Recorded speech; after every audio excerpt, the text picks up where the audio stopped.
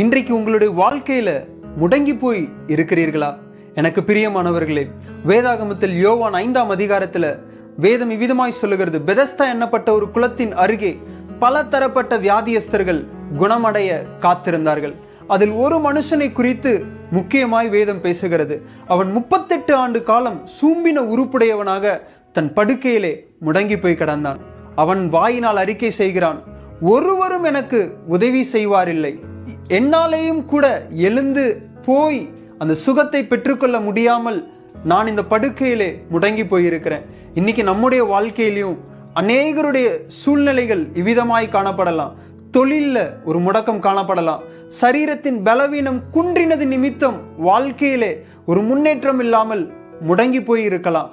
ஒருவேளை தனிப்பட்ட வாழ்க்கையில கடனின் நிமித்தம் உங்க காரியங்கள் முடங்கி போயிருக்கலாம். இன்றைக்கு எந்த விதமான முடக்கமா இருந்தாலும் இயேசு உங்களை பார்த்து பேச விரும்புகிறார். அவர் அன்றைக்கு அந்த பெதஸ்தா குளத்திற்காக, அந்த ஒரு மனிதனுக்காக அவர் வந்தார். வந்த இயேசு அவனை பார்த்து கேட்கிற கேள்வி, நீ சொஸ்தம் அடைய விரும்புகிறாயா?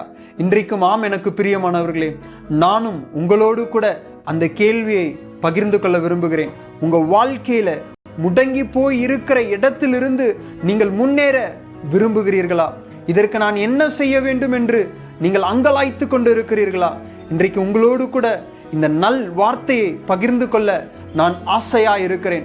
வேதம் சொல்லுகிறது, இயேசுவை சொந்த இரட்சகராக நீங்கள் பெற்றுக்கொள்ளும் போது அவர் உங்களுக்கு நித்திய ஜீவனை தருவது மாத்திரமல்லாமல், நீங்கள் எங்கெல்லாம் முடங்கி போய் இருக்கிறீர்களோ அங்கே எல்லாம் ஒரு வளர்ச்சியை இயேசு மாத்திரம் கட்டளையிடக்கூடும்.